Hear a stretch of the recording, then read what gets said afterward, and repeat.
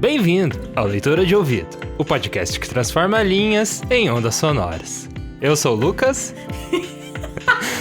Agora vamos continuar.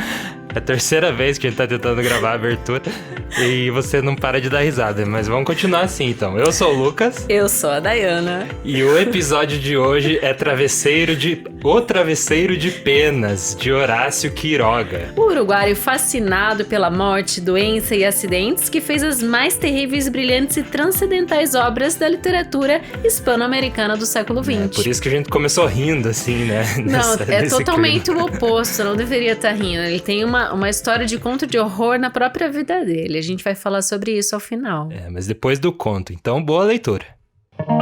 O Travesseiro de Penas, de Horácio Quiroga. Tradução de Paulo Soriano.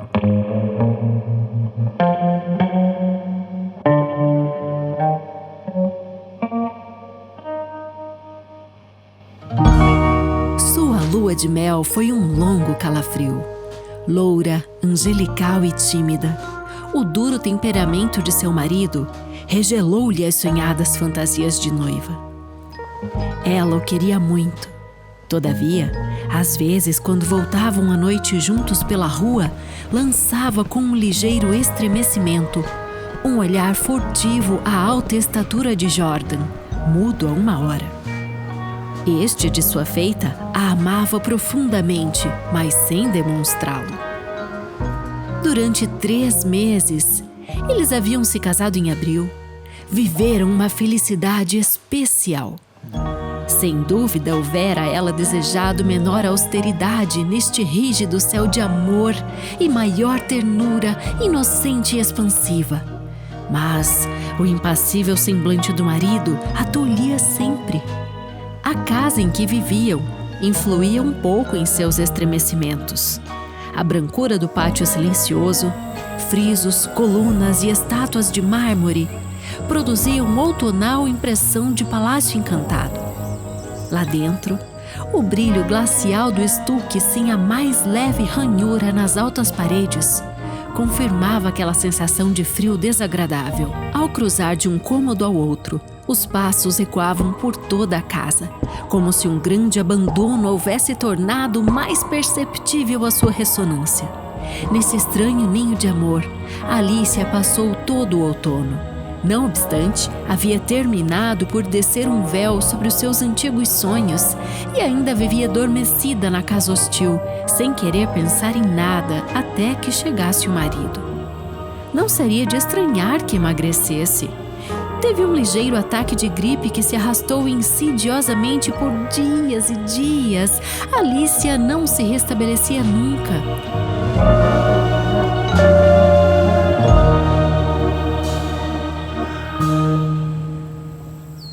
Ao fim de uma tarde, pôde sair ao jardim, apoiada no braço dele. Olhava indiferente para um lado e para o outro.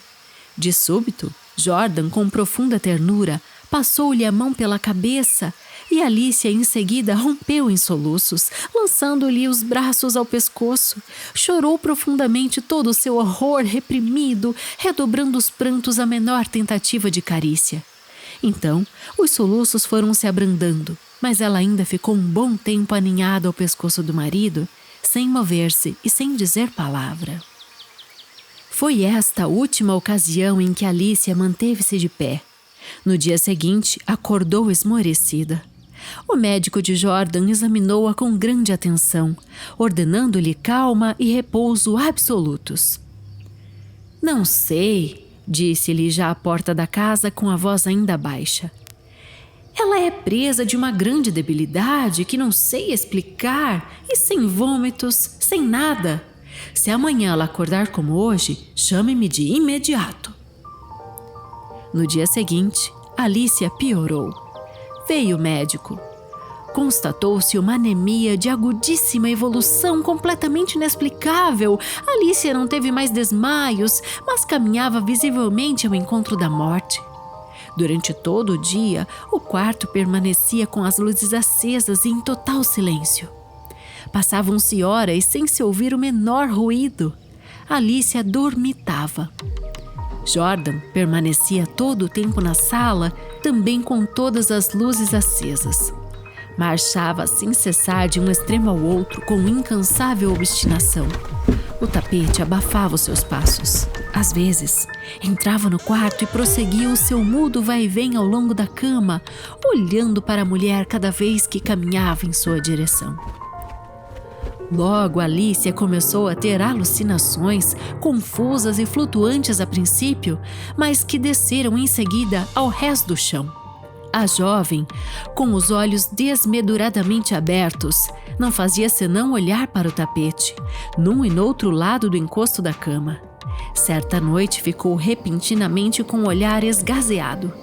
Num certo momento abriu a boca para gritar e suas narinas e seus lábios se encharcaram de suor. "Jordan! Jordan!" gritou rígida de espanto, sem deixar de olhar para o tapete. Jordan correu ao quarto e, ao ver chegar o marido, Alicia deu um grito de horror. "Sou eu! Alicia! Sou eu!" Alicia o fitou com um olhar enviesado, olhou para o tapete, novamente para ele e, depois de um longo tempo de estupefata confrontação, acalmou-se.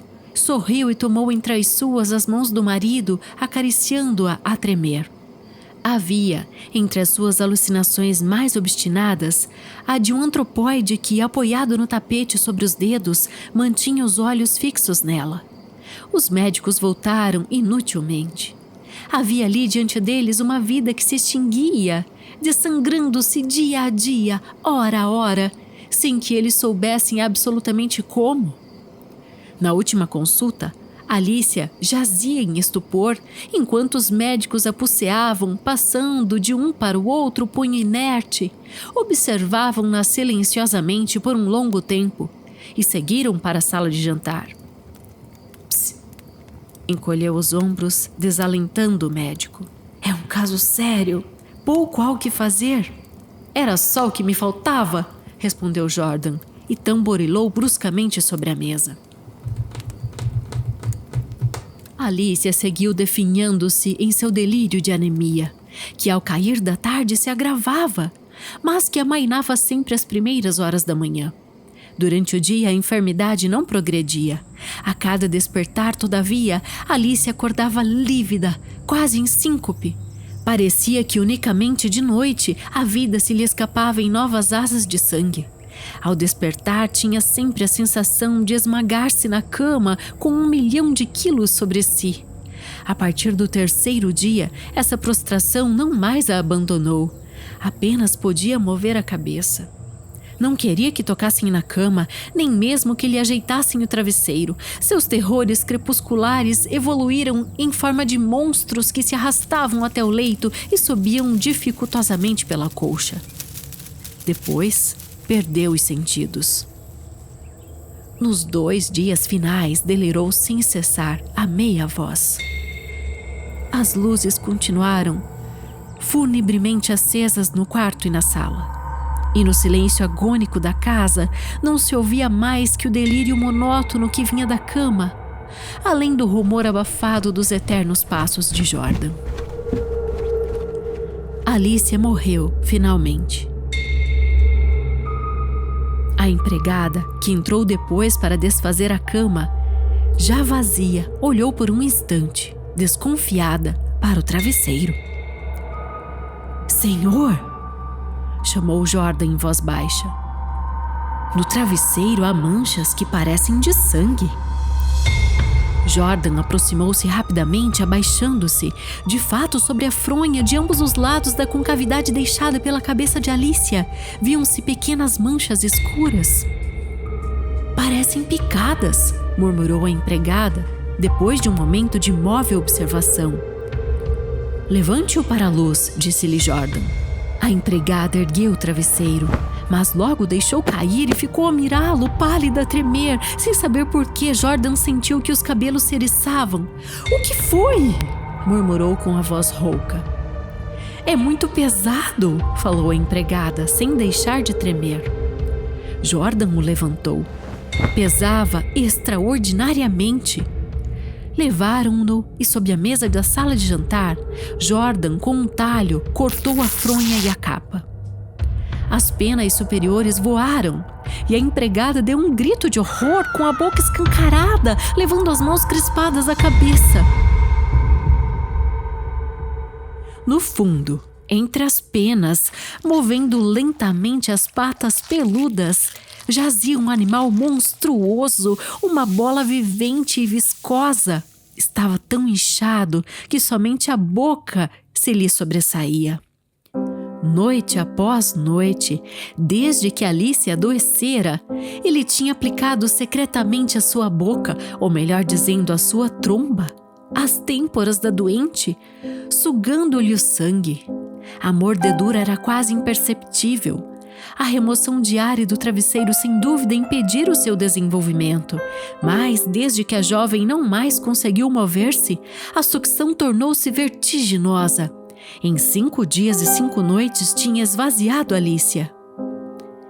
Esses parasitas das aves, pequenos em seu meio habitual, chegam a adquirir em certas condições proporções enormes. O sangue humano parece ser-lhes particularmente favorável, e não é raro encontrá-los nos travesseiros de penas.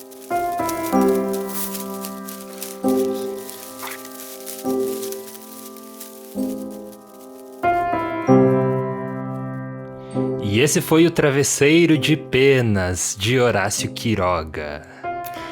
Um nome, né, Travesseiro de Penas. Vou ler um conto aqui pra eu adormecer aqui, ter bons sonhos, né, o Travesseiro de Penas. Sim, é um conto de horror, é um dos mais conhecidos, né, desse autor. Tá num livro chamado Quantos de Muerte, né, então, de horror e morte. E a gente tem algumas questões, assim, bem impactantes na vida desse autor, Lucas, desse autor uruguaio. A gente vai falar disso daqui a pouco, né? Vamos abrir primeiro os leques do conto, mas ao ler a biografia dele, eu só posso dizer que você vai ficando... Como isso aconteceu? Isso também aconteceu? Meu Deus! Daí quando você acha que não tem mais nada de ruim pra acontecer, acontece mais coisas ruins, né? Então, até algumas pessoas acham que ele era inspirado, né? Uma parte da obra dele foi inspirada por toda essa morte, acidente, doença que a própria vida dele foi, sabe? Mas e o conto aí? Já vamos chegar na biografia dele em si, né? Falar de tudo, dessa vida maluca dele. Mas e esse conto aí? Primeiro quero dizer que esse monstro, né, esse parasita, esse bicho que a gente ouve se movendo no final do conto ali, dá uma coisa, uma sensação bem fantástico, né? Porque não é necessariamente uma aranha, mas é um monstro, né, mesmo, tipo um monstro debaixo da cama ali. Que tem até um momento que fala que não coloca sua tromba, né, na cabeça da mulher. Mas vamos começar no princípio, né, que essa é a ordem natural das coisas. A gente tem ali um casal, né, que é a Alicia e o Jordan, recém-casado, ainda em lua de mel. Achei interessante esse movimento que ele faz da lua de mel, né, o leito ali, né, lua de mel, o momento do casal, pra essa coisa do leito se tornar essa coisa infernal na vida deles, né? Porque a mulher cai de cama e não sai mais. Mas vamos chegar ali. Então, e eu até fiquei desconfiado ali no começo se o marido não tinha... implantado o bicho. Não tinha algo... Porque ele parece meio indiferente, assim, as coisas, ele né? é descrito como alguém de semblante impassível, ele né? Parece que... Ele dá a impressão que ele sabe que tem alguma coisa ali, mas que ele não pode fazer nada. Sabe que eu não tinha pensado por esse lado? Foi a leitura que eu tive ali no início, né? Mas é uma daquelas coisas que fica pro leitor, eu acho, né? Tentar desvendar, eu acho. Ele não quis, né, colocar... É muito legal isso que ele não... como muitos autores renomados que a gente encontra, né? E principalmente de terror, como o Edgar Allan Poe, como o Lovecraft, que eles não explicam de onde vem, né? Isso que é muito interessante. E depois a gente vai falar da biografia do Quiroga, que ele tem toda essa influência vinda, né, desse horror, assim, do Edgar Allan Poe e tal. Justamente. Que não que você não necessariamente explica, né? Em nenhum momento ele fala da onde que veio, por que tá ali e tal. E é você, leitor, que tem esse papel, né? Que é muito legal esse tipo de leitura. E uma observação que eu fiz, eu não tinha feito essa sua e gostei de ouvir. Uma que eu fiz foi que ele ficou nesse ambiente do quarto. Então, eles estão em lua de mel. Então, é um fato dado no começo do conto. E é no quarto que a mulher definha, né? Que finaliza seus dias. Então, eles têm 3 meses de lua de mel ali, algo muito bom. Daí você vai notar uma quebra nessa narrativa que, de repente, começa a contar como é a casa onde eles moram. Então, é descrito como um ambiente muito grande, onde os passos ecoam, né? Fala que é um palácio encantado, entre aspas, né? Com estátuas de mármore, mas que é um estranho ninho de amor, né? Então, ao mesmo tempo em que a gente percebe que é um casal abastado, né? O Jordan é alto, sisudo, tem esse semblante impassível, e ela é uma loura, angelical e tímida, né? Então assim é descrito o casal. A gente percebe que eles são abastados, mas que tem um buraco ali, tem algo muito frio, né? Então ele dá esse clima todo meio que até de cemitério, assim, e tudo mais a casa, só que ele não fala, né? Ele te descreve ali a casa sem falar o que ele quer que lembre aquilo, né? Mas você, como leitor, vai internalizando, né? e você fica com aquela imagem ruim da casa. Né? Eu evoquei até um pouco da casa de Usher, até, sim, nessa mansão, né? Interessante. Tá certo que é até tipo um contraste, né? Porque a casa de Usher tá toda destruindo em ruínas, né? Que isso também é bem importante pro conto, né? Que tem toda essa metáfora da relação dos Usher com a casa sendo destruída decadente, aos poucos, né? A casa toda rachada. E aqui a gente tem essa casa que, a primeiro momento, parece ser perfeita, né? Mas fria demais, perfeita é demais. Ele chama de palácio encantado, mas ao mesmo tempo fala que é uma casa hostil, né? Então é interessante esse jogo de jogar o leitor de um lado e do outro. Daí o que acontece? De repente tem aquele fato deles juntos no jardim, onde ela abraça o marido e começa a chorar e, enfim, tenta uma declaração ali que não sai. Ele fala que o marido ama muito ela, mas para ali. De repente a mulher cai doente e o médico recomenda um repouso absoluto.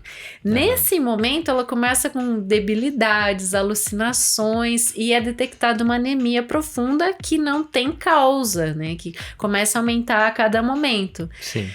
E é bacana aqui no desfecho que os contos em si, eles têm isso por característica, né? A gente sempre explora um pouco o que é a literatura. Eu fiquei feliz da gente trazer pela primeira vez um autor latino-americano. Acho que vai ter mais dele, inclusive, porque com certeza. Eu dei dando uma olhada assim nas outras obras dele, e tem muita coisa legal, né? Que ele explora, inclusive, a selva. Não só dele, como o Leopoldo Lugones, que é alguém muito importante, um poeta uruguaio, que foi muito amigo dele, eles ficaram amigos, assim. Um poeta argentino, aliás, não uruguaio. Ele era uruguaio, o Lugones era argentino, então como ele morou um tempo também em Buenos Aires, né, então ele fez várias amizades e tal. E eu também quero trazer outros, assim, a nossa listinha vai aumentando a cada semana, né, e o Quiroga era contemporâneo do Jorge Luiz Borges também. Muito legal. Se conheceram e tal. Mas então, nessa pegada, nessa última martelada do conto, a gente tem essa revelação do que ocorreu com essa mulher, afinal, né? Bem surpreendente, inclusive. Você tinha me falado sobre o conto, né? E daí me pediu, quer que eu te conte o que vai acontecer e tal. Eu falei, conte também, porque é melhor que eu saiba, né? Antes de ler a história, de conhecer a história, porque daí eu já vou saber o que vou estar esperando para editar aqui, né? E daí, mesmo você me contando, né, e eu não necessariamente tendo a primeira impressão como leitor, né, já foi bem surpreendente, assim, né, e aquela coisa que você, claro, né, super lúgubre, né, e aterrorizante. E não tem essa palavra, apesar dele ser fã do Poe, né? Super aterrorizante, mas com muito criativo, né? Então é uma sacada, assim, muito legal muito legal, entre aspas, né? E fantástica também, né? Dessa espécie de monstro, mas é um monstro muito palpável, porque ele dá qualidades de coisas que você conhece, né? Pra mim lembra muito uma aranha. Sim. E acho que até ele usa um termo, né? Que não sei se é aracnídeo ou algo assim. Eu acho que depende bastante também da tradução, né? Porque eu li esse conto 2 vezes, de 2 tradutores diferentes. E eu optei por essa versão que a gente trouxe aqui. Sim. O outro dava mais a entender na outra versão que era uma aranha. E por isso também eu gostei mais dessa, porque a gente tem essa coisa da nossa imaginação preencher, né? Muito legal. E também eu vejo toda uma metáfora aí, né? Desse monstro aí sugando a vida dela, né? Aos poucos. Então eu acho que também tem que depende de cada um, que cada um interpreta, né? Eu tive a minha interpretação, mas eu vejo que também é uma metáfora muito importante pro conto, né? Ser esse, que tem tudo a ver com a relação ali deles também, né? Uhum. E ele deixa claro ali que foi 5 dias e 5 noites, que foi o tempo suficiente para que ela se esvaísse totalmente em sangue. Ela morreu ali porque o bicho sugou todo o seu sangue. Então, e não é raro encontrá-los nos travesseiros de pena. Ele dá esse alerta no final. Porque é aquela coisa, né? Tipo... aquela coisa bem...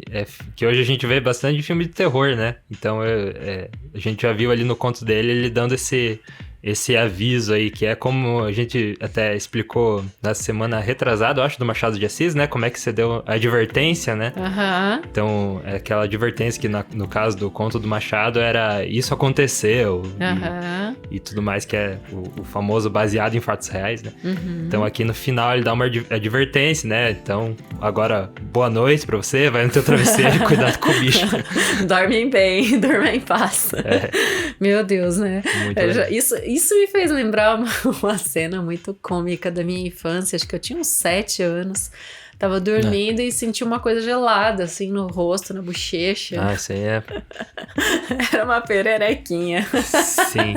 Acordei me estabanando, assim. Quem nunca, né? Tipo, vai dormir e daí, de repente, você sente algo no teu rosto. Ui, terrível. Eu acho que uma vez foi uma barata. Nossa. Esse conto faz você... trazer à tona todas essas memórias, né? De peçonhentos e parasitas que entram na sua cama. E eu já sonhei algumas vezes com aranha na cama, assim. Ui, é horrível. Eu sonhava bastante quando criança. Que tava assim em cima da cama e você tentava... Eu acordava assim, tipo, estapeando a cama, tentando matar, e tirava todas as cobertas, assim. Não sei o que isso quer dizer, né? Eu acho que quem estuda sonhos deve ter algum sentido, né, pra aranha na cama, mas... se esse conto evocou... Se esse conto evocou alguma lembrança, alguma memória sua, ou você correlaciona com outra obra literária, filme ou livro, escreve pra gente, tá? Pra gente poder ter o seu feedback. Teve algum caso seu aí de um bicho na sua cama e você sai correndo... E também, e até quando eu tava fazendo a ilustração desse episódio, e depois de ouvir ele, né, eu ficava pensando, vou sonhar com a aranha, com certeza, certeza que vou sonhar com a aranha. Vejamos. Mas não teve nada até agora. Não, então tá limpo. A mente tá organizada. Mas falar de conto de horror, né, que é essa pegada que a gente trouxe nessa semana, a vida do Horácio Quiroga foi um conto de horror, né? Foi porque... ele teve, assim, várias perdas e todas baseadas em suicídio. Então, mesmo após a vida dele, continuou ocorrendo suicídios na família. Então, é algo muito marcante, assim. Sim, inclusive até antes de você continuar no que aconteceu e tudo, a gente... não sei se é comum... parece que até esses escritores usam... Parece que até o marketing deles que é assim, mas claro que não é, né? Aconteceu mesmo na vida deles. Uhum. Mas a gente vê na maioria dos escritores que tem essa veia do horror, né? Ter essa vida que parece um conto de horror também. Aqui a gente inclui Edgar Allan Poe, né? Que foi encontrado... com roupas de outra pessoa, morto, né? Na sarjeta, depois de 3 dias desaparecido, e daí ninguém sabia, né, onde que ele... do que ele tinha morrido, ou se tinham assassinado ele, ou se era por bebedeira, né? Que ele bebia bastante. Uhum. E ficou nessa incógnita aí do que ele tinha morrido, e ele morreu bem sozinho também, né? Que a gente comentou nos episódios anteriores com o Edgar Allan Poe, que ele... não tinha, assim, ninguém por ele, né? O velório dele, se não me engano, né? Como é muito tempo atrás, é meio no achismo, mas tem relatos que falam que tinha 7 pessoas, assim, só no velório. Então, a própria vida do Edgar Allan Poe, fora, né? Tudo que ele passou na vida dele, né? Ele perdeu parentes muito cedo também e tudo mais. O Lovecraft também, né? Passou por momentos, assim, de loucura, né? Que também foi bem intenso pra ele. Uhum. E também o Ambrose Bierce, não sei se você lembra aquele conto que a gente fez, que é muito influenciado também pelo... Uma Noite de Verão, né? O conto Uma Noite de Verão. Ele parece um Edgar Allan Poe com mais senso de humor, assim. Uhum. Ele é mais engraçado. Mas a vida dele também, né, foi Foi difícil. Parecendo a do Kafka também foi bem difícil, que a gente trouxe o Artista da Fome, né? Do Franz Kafka. E a gente hoje chega aí no Horácio Quiroga, que também tem uma vida conturbada, né? Aí fica a dica, de repente você tá passando por momentos difíceis, ou teve essa memória aí do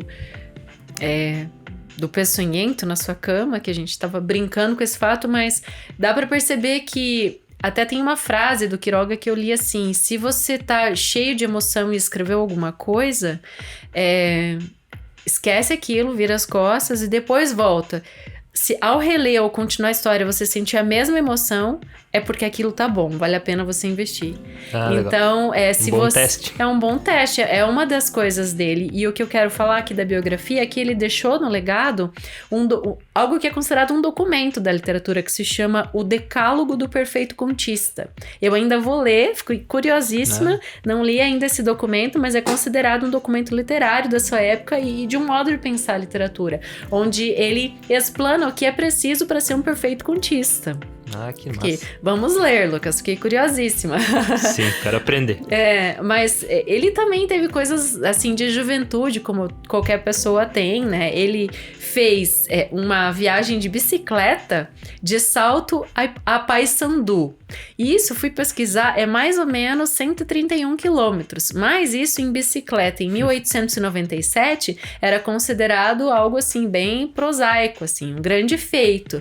Hoje você faz uma viagem dessa com menos de 2 horas de carro, né? Mas ali foi realmente um grande feito. E essa coisa da bicicleta marcou a vida dele, porque 1 ano depois ele publicou o primeiro artigo que foi sobre ciclismo. E mais 1 ano depois o primeiro conto da vida dele saiu, então, na imprensa. Então, assim, essa coisa da bicicleta foi meio que uma libertação, eu acredito, porque...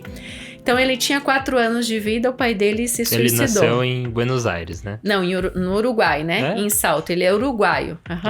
Ele é uruguaio. Que ele nasceu em Buenos Aires. Ele viveu bastante em Buenos Aires, né? Se não me engano, acho que ele morreu, então. Isso, morreu em Buenos Aires. Então, ele nasceu em Salto, no Uruguai, e...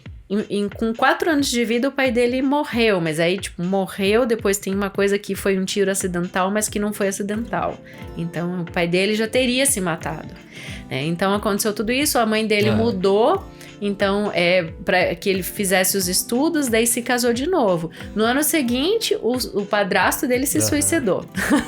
Então daí depois ele fez essa viagem de bicicleta, foi para Europa, fez um grupo de estudos de literatura com outros amigos de Salto, e quando ele volta, ele então começa a fazer essas publicações. Ele ficou amigo desse poeta argentino que eu comentei, né, que é o Leopoldo Lugones, e eles então estabelecem uma relação. Depois ele recebe a visita desse poeta em Montevidéu, que quando ele volta da Europa ele vai morar na capital do Uruguai, né, por um tempo. Mas ele sempre foi atraído por esses temas, assim, esses estranhos aspectos da natureza humana, né? Doença, sofrimento dos seres humanos e tudo mais. Quando ele se apaixona e se casa com uma moça muito jovem, com essa moça ele tem 2 filhos, então ele tá lecionando ali, né, em Buenos Aires, por isso que você gravou tanto Buenos Aires, né? Ele realmente viveu grande parte da vida na Argentina. E ele resolve investir na selva, que entra esse elemento que você comentou antes. Fiquei bem curioso de conhecer esses. Então ele cultiva... A primeira tentativa dele é cultivar algodão, não dá certo. Daí depois ele compra uma outra área de terra e cultiva várias coisas, até carvão, erva mate e tal. Daí a esposa não se adapta na selva. E o que acontece com ela? Se suicida? Se suicida, deixando ele com os 2 filhos. E eu li também que parecia que tinha uma história que ele, também não sei se na adolescência ou na infância, um amigo dele morreu também com um tiro. Bem lembrado. Acidental, e foi ele que deu o tiro. Ele que disparou o tiro, então ele meio que mata um amigo poeta, né? Ele fica bem traumatizado por isso também. Então, só pra voltando um pouquinho, né? Mas continuando. É bem lembrado. E quando ele fica sozinho com os 2 filhos, ele escreve Contos da Selva, que são contos infantis.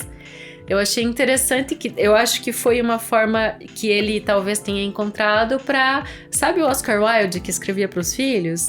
Então, quem sabe esse Contos da Selva fosse uma forma também dele educar os filhos por meio da literatura, sabe? Eu faço essa leitura. Depois ele se casou de novo e comprou outra área de terra e cultiva mais coisas e larga essa coisa de lecionar, de ser professor também. Só que como ele é sempre muito bem relacionado, ele é até amigo de um presidente uruguaio.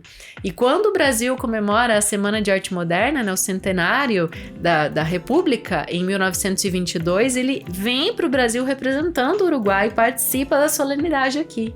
Eu gostei de saber desse fato, assim, ou seja, tem uma relação, né? Então ele já era bem consagrado. Já, assim, né? ele foi de fato, dentro da literatura uruguaia, quando a gente fala em prosa, ele é o principal, ele é o Machado de Assis dos uruguaios, sabe? Quando a gente fala de prosa, eu faço essa leitura, assim, só aparece o nome do Horácio Quiroga em primeira instância, assim, nessa época ali do início do século XX. Depois a gente tem vários poetas que são citados também, mas na prosa, como contista, ele foi muito aclamado na prosa modernista uruguaia, né? E foi contemporâneo, como eu falei, do Borges, né? Do Juan Carlos Onetti e do Leopoldo Lugones, que a gente vai trazer depois, também mais pra frente, alguma produção dele. E eu gostei dessa coisa dele ter deixado essa... Decálogo do contista. Vamos ler, fica a promessa aí. Então ele foi um grande poeta, romancista, diplomata e dramaturgo. E ele acabou tirando a própria vida também. Ele descobriu que tinha câncer, né? Foi isso. Tava com diagnóstico de câncer e se suicidou ali com 50 e... Não sei, eu sei que era foi 50, veneno. Ali nos 50 e tantos anos, acho que 57. E daí, o mais curioso é que alguns anos depois, a primeira filha dele se mata, depois o filho e depois a outra filha que ele teve. Então, é uma situação assim bem... dramática, né? Na família toda, nessa linha de sucessão que ele formou, foi continuando essas tragédias. Bem triste, mas deixou um legado muito rico, né? E vamos trazer mais coisas dele, sim. Eu gosto desse tipo de estilo, né? De gênero. Dá pra chamar até de gênero, né? Porque ele lembra muito o Edgar Allan Poe ali, o Lovecraft, enfim. E também esse estilo muito real, né? Ele tem uma escrita muito realista, assim, nesse sentido mais de ter o fantástico, mas ser coisas que você se identifica, porque estão perto de vocês, igual aqui a aranha, né? E tipo, você às vezes ir dormir e ficar com medo que tem alguma coisa no travesseiro, ou, né? Enfim. O realismo mágico é algo que eu quero trazer muito aqui pro leitor de ouvido, porque é algo que nos encanta como leitores. É isso aí. Mas então vamos falar dos nossos leitores encantados que apoiam a leitura de ouvido. Isso, os nossos apoiadores aqui do Leitura de Ouvido. Se você quer ser um apoiador também, entra em leitura de ouvido não. Entra em apoia.se/leitura de ouvido e você pode nos apoiar com R$5 ou mais mensalmente para nos ajudar a continuar o podcast e melhorá-lo. Muito bom, então vamos lá. Muito obrigada para Anderson Luiz Fernandes, Bibiana Dana, Bruno Guedes com o Grupo Danco, Cristiane Bastos Cota, Cláudia Lubi, Denis Roberto da Silva Petuco, Letícia Lemos Gritti, Lilian Rinert, Raimundo Gabino dos Santos, Rosângela Marquesi, Sérgio Rico da Luz, Silvia Schmidt, Zenilda Ribeiro. Obrigado aí, apoiadores do Leitura de Ouvido. Obrigado você por escutar a gente até agora e até a próxima semana. até a próxima leitura.